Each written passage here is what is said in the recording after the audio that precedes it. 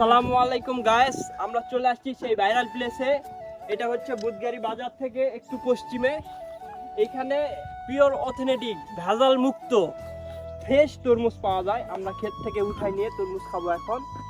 আপনারা সাথেই থাকবেন। আসো, চলে আসো ভাইয়া। এই যে দেখতে পাচ্ছেন আপনারা, এটা তরমুজ ক্ষেত, পুরাটাই তরমুজ ক্ষেত। এই যে আমার আমার নিচে দেখতেছেন, এগুলা তরমুজ শুধু পরে পরে আছে।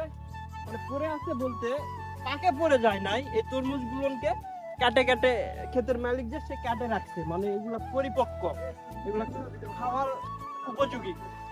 আচ্ছা, এই যে তরমুজ, এটার ভিতরে হচ্ছে হলুদ, পুরাটাই হলুদ। হ্যাঁ, আর খাইতে অনেক সুস্বাদু।